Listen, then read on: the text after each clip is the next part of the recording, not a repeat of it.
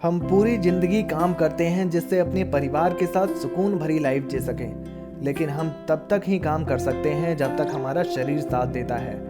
ऐसे में आने वाले कल के लिए समय रहते अगर प्लानिंग कर ली जाए तो बहुत समझदारी भरा कदम हो सकता है, लेकिन इसके लिए हमें प्रॉपर प्लानिंग के साथ समझदारी पूर्वक निवेश करना बहुत ज़रूरी होता है। रिटायरमेंट प्लान एक बहुत ही महत्वपूर्ण फाइनेंशियल प्लानिंग होती है। आपकी एक गलती आपके बुढ़ापे के सहारे को छीन सकती है। अगर आप भी रिटायरमेंट प्लानिंग की सोच रहे हैं तो मोदी सरकार की ये 4 योजना आपके लिए बहुत ही काम आने वाली है। नमस्कार दोस्तों, आपका स्वागत है हमारे यूट्यूब चैनल इन्वेस्टमेंट गुरु पर। चैनल को सब्सक्राइब करते चलें और नोटिफिकेशन बेल आइकन को जरूर दबाएं ताकि जब भी हम कोई नई वीडियो लेकर आएँ तो आपको उसकी जानकारी मिल जाए। दोस्तों, सबसे पहले तो हम आपको सलाह देंगे कि जल्द से जल्द रिटायरमेंट प्लानिंग के लिए निवेश करना शुरू कर दें। जल्द निवेश करने से आपको उच्च रिटर्न तो मिलेगा ही साथ जल्द निवेश करने से कंपाउंडिंग का प्रभाव भी बढ़ेगा और रिटायरमेंट के ये प्लान आपके बुढ़ापे के सहारे के साथ आपके जीवन के भी सहारे बन जाएंगे।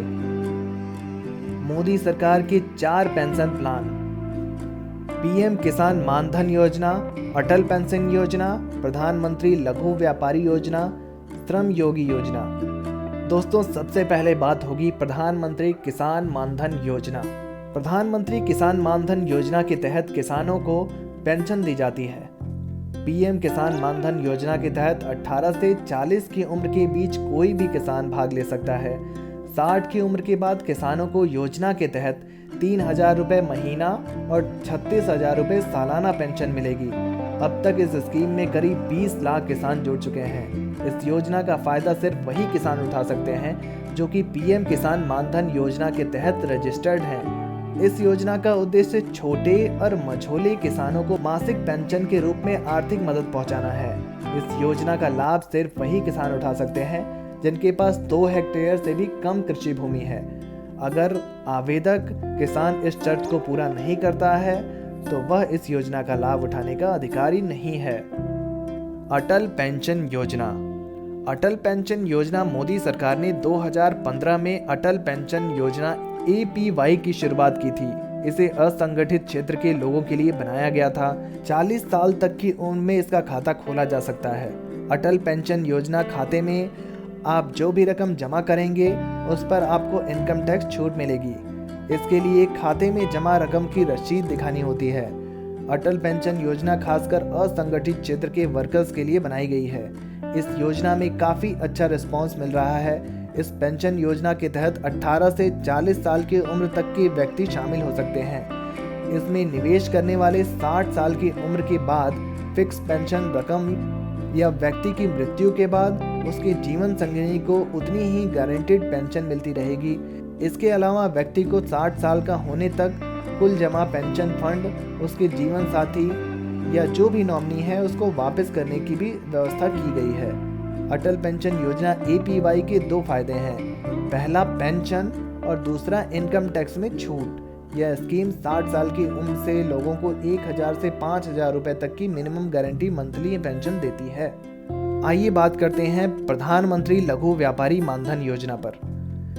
पीएम लघु व्यापारी मानधन योजना छोटे कारोबारियों के लिए सरकार ने प्रधानमंत्री लघु व्यापारी मानधन योजना की शुरुआत की है। इस योजना में भी 60 साल की उम्र पूरी होने के बाद 3,000 रुपये मासिक पेंशन दी जाती है। अगर कोई 18 साल की उम्र में स्कीम से जुड़ेगा तो उसे 55 रुपये प्रति माह जमा करना होगा। इसी तरह 30 साल की उम्र वाले को 110 रुपये और 40 साल वाले को 200 रुपये देने होंगे। यह रकम 60 साल की उम्र तक जमा करनी होगी। जितना प्रीमियम जमा किया जाएगा उतनी ही राशि सरकार भी सदस्य के नाम पर जमा कराएगी। प्रधानमंत्री मोदी ने सितंबर 2019 को इस योजना की शुरुआत की है। यह मुख्य रूप से छोटे कारोबारियों के लिए एक पेंशन योजना है।